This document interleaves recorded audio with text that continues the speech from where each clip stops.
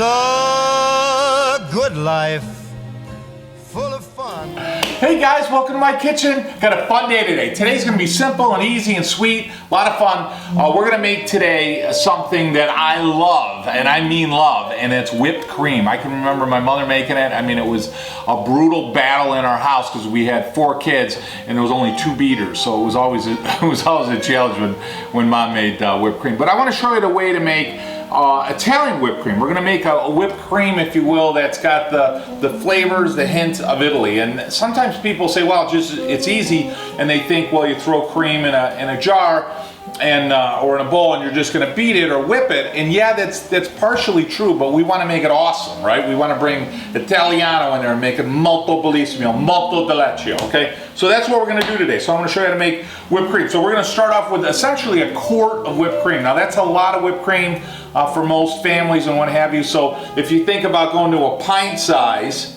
okay, we're gonna do 2 pints, which make a quart. So I got a quart in here. So the general rule is I got 1 quart of heavy cream or whipping cream, same thing. What do you want? You have to use that type of cream because you want the fat content. And what you're basically doing is you're creating bubbles. You're folding air in between the fat, and that's what gives you whipped cream. If you keep going, it turns into butter. So kind of cool, right?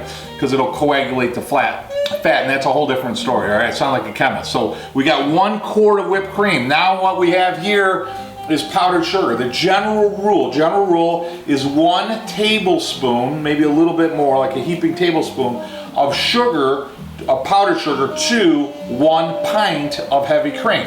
Now you guys can switch it any way you want. Maybe you want it sweeter, maybe you want it not so sweet. General rule is if your dessert's really sweet, you're going to want to back off on the sugar a little bit. If your dessert isn't really sweet, then you're going to add a little sugar. So just kind of general rule, okay? Now what I did here, and this is I cheated a little bit, we're going to want to add vanilla to the heavy cream, but what I did here is I added a vanilla paste. So in general, to be ideal, you'd like to take you make a simple syrup. You're going to take water, you're going to take essentially a cup of water, maybe a cup and a quarter heavy sugar. You're going to put it in a pan, you're going to heat it up with a vanilla bean, and you're going to cook it down and reduce it. When you're done, you pull the bean out, scrape the little beans out, if you will, throw the pot away, and that's going to give you that simple syrup, vanilla syrup, which is really great. It's great in Italy, it's all over Italy. So essentially that's what this is, okay? But we want to be honest with you, I didn't make that one, okay? I bought it, all right? So that's awesome. You want really good quality vanilla bean. And then what you do is typically a half of a teaspoon per pint of heavy cream. So half of a teaspoon per pint of heavy cream. I'm trying to be very deliberate because every once in a while I get an email where I talk fast and I'm so excited to bring you guys stuff and I kind of overtalk something, all right? So we're not always great at putting the recipes up on the website. Now, let's add a little extra flavor of Italy. I'm glad you asked me. Nutmeg, absolutely fantastic, delicious. Now we don't want a lot of nutmeg. A little bit of nutmeg goes so far. So I call it a breath of nutmeg. You're gonna take like a pinch, like a smudge on your finger per pint. So I've got 2 smudges. That's not a technical measurement in baking. That's Joe Borio's measurement, but okay. And then the same thing here. We want a little bit of salt. Now remember, you don't want it to taste salty, but salt brings out the other flavors. So you won't taste the salt, but essentially the salt will bring out a little bit of other flavor. And this is one of we've got a few desserts we're gonna have with the kids today, but this is one of the desserts that we're gonna use as some blueberries, all right? So, because we have to taste it, all right? So the general rule is you want everything cold. So I've got the cream that's cold, just came out of the refrigerator. We want the bowl and the beaters to be cold. I always throw those in the freezer maybe an hour or 2 before we go, and that's gonna get everything nice and chilled, all right? So I just wanted to show you a little something from the Borio family. This is a beater. I don't even think it moves. I think it's rusty shut. But this is one that my father would use in our house, and we had the electric beater. But why my father would do this is because we would drive my father crazy. There's 4 kids.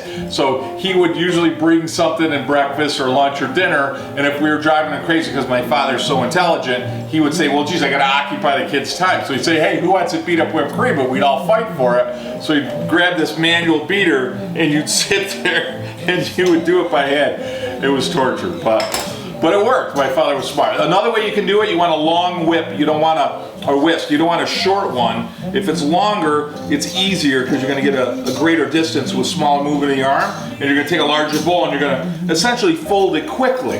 Great way to do it, but we're not gonna do that this way. We're gonna use an electric blender. It makes life a lot faster. So let me get that, I'm gonna set it up. I'll show you how easy and delicious this recipe is. All right guys, here we go. So I took that right out of the freezer. See how cool that is, right? All frosted up. Could put beer in there if you wanted to. Okay, but this is not a beer video, so, or birre in Italiano, okay? So I've got that going, right? And real simple, this is really easy. And I wanted to show people how to do whipped cream because there's a difference between making whipped cream and making whipped cream, you know what I'm saying? So you see how that the fat is what tastes great. That's what allows you to whip it, as I said. And that's what's sticking to the bowl, all right? So I'm gonna get all that in there, right? Let me get the bowl out of the way. And then what I'm gonna do is I'm gonna start whipping it. Now the trick here is just start off slow. It's gonna fold the fat right in, fold the air in right with the fat. It's gonna happen immediately. So the warmer this gets, it warms the fat, which means it releases the air, and then you lose the whip, okay? So you can see it right now, it's already starting to whip. Okay, wait, oh, there's a little cream there. Oh, that's good. So real simple. I don't want to go high speed because it's going to whip all over, right? So a slow speed will go. Now I don't want to add all the ingredients right away either, because sometimes what will happen as soon as you add some of the ingredients, it lessens the ability for it to whip, okay? So not to get too complicated, but it disrupts the ability of the fat to fold and seal around the air. So now a couple of tips on whipped cream. If you have a bunch of people coming over, if you whip it ahead of time, which a lot of people try to do, and then you put it in the refrigerator, the fat will relax, and then you get a liquid, the fat and the cream will start to puddle on the bottom. So the general rule on that is if you're trying to prepare it ahead and save some time, cool everything, do exactly what I'm doing. Get it about halfway, throw it in the refrigerator, bring it back out when it's time to serve, whip it back up again. It's a better way to do it. It saves you a little bit of time. We're gonna eat this right now, and I get dibs on the beaters and the bowl, just for the record. So, all right. So we're almost there. All right, guys, I just want to show you. We've been going just a few minutes here, and it's about halfway there, maybe a touch beyond halfway. And I will tell you that in general, once you get to the halfway barrier, let's say it takes you 6 minutes to get to the halfway, it's only taking a minute or two to go further. So that's when I want to add everything, because I want everything to be well incorporated, all right? So what I'm going to just add everything, real simple. I'm going to add my breath of nutmeg. Oh, I told you guys I love nutmeg, right? Like 1,000 times. And then just a pinch of salt, right? Again, brings out the flavor. It won't taste salty, don't worry about it. Now I've got my vanilla syrup, okay? And because it's thick, look at that. How good is that, right? So you just add that, and that looks beautiful. That looks good, right? I'm gonna have to scrape it. Clean that off, right? Hold that. Best scraper is your tongue. All right, and then here we go. We're gonna hit that sugar. And it's a little hot here today, so we got a little humidity, so some of this stuff is... So again, you got 1 tablespoon of sugar in general. That's your general starter for 1 pint, all right? And a little, so what I'm gonna do is just mix it. I got a little bit of a mess here. I'm gonna clean that up in a second. Hold on a second. So I'm gonna just turn it on slow. Right now, what I'm trying to do is I'm trying to incorporate what I just put in there. That's all I'm trying to do. Who would have thought making whipped cream was so complicated, right? Well, again, we're not making whipped cream. We're making whipped cream. Italiano. In Joey's kitchen, you know what I'm saying? Forget about it. All right, so we're almost done. So now that's pretty well incorporated, and now what I'm gonna do is just crank it up a bit, right? And this is gonna be beautiful. Now, where you wanna go with it is really your call. You start to get into what do you like. You like really stiff peaks. Depends on the application, you're going to use it as well. Some recipes will call for something much stiffer, much firmer. If you're going to throw it on fruit like we're going to do today or what have you, you're going to want it a little bit softer. You don't need it to stand on its own. So I'm going to go here another minute or so, and then I'll bring you guys back, show you what it looks like. We'll plate it. My favorite part is tasting it. Talk to you guys in a minute. Okay guys, here we go. So we're right near the end. It's probably only been 2-3 minutes. So we're right where we want to be. And just to show you, when you talk about stiff peaks, you see when I do that, you see how that holds the peak? So that's really what you want. You can go a little stiffer than that, but I want to warn you, if you go too tight after this, you end up making butter, and you can't go back on it. Once the fat starts to coagulate, you're done. So that's beautiful, all right? So I'm gonna bring this right over here, and yeah, I'm gonna put it on the blueberries, but I'm gonna eat it off the beater, okay? So let me just grab, oh boy, that is good. I have to hand it to my camera person over there, because she may like a beater too. Good stuff, all right? So really good, and I thought I'd share a funny story with you. My dad loves whipped cream, and when my grandmother used to make it, and certainly my mom, he wants to put the granulated sugar in there. And the reason he liked that is he likes the whipped cream to be made fresh, so he could feel the crunch of the sugar in his mouth. So kind of fun, but I don't. So unless my dad's coming over, I always use the powdered sugar. So we did a little bit of a taste on the beater. It's not enough for me to give you an absolute rating of how awesome it is, so we have to put some on here. So hold on one second. Yeah. All right, so one of our favorite instruments in my kitchen is a spoon.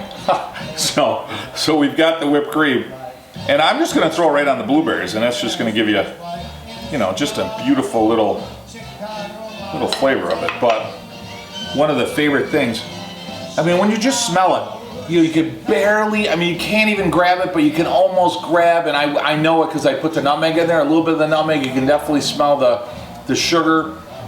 My mouth is watering. All those absolute phenomenal flavors. Oh my God. That is absolutely awesome. All right, let's dive in.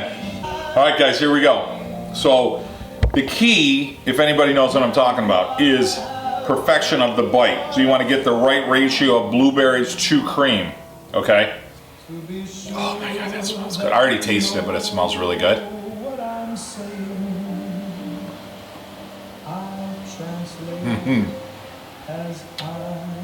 I'm not sure I got the ratio right. Let me try it one more time. Tony Bennett's playing too. Nothing better than whipped cream with nutmeg, sugar, and vanilla, blueberries, and Tony Bennett. Fly me to the moon. Oh my God. Absolutely. Let me try one more. Okay. Awesome. Let me tell you. I know it's simple. You think, oh, whipped cream, no big deal. But I'll tell you, if you love whipped cream like I do, making it and having it have that hint, that flavor of Italy is everything to me. It's what it's all about. Guys, thanks so much for joining us today. Thanks for letting me share my heritage, certainly some of my traditions with you. Make sure you take the time to explore your heritage and set some new traditions for your family. Guys, thanks for joining me this week. Bon appetit. Talk to you guys next week. It's the good life.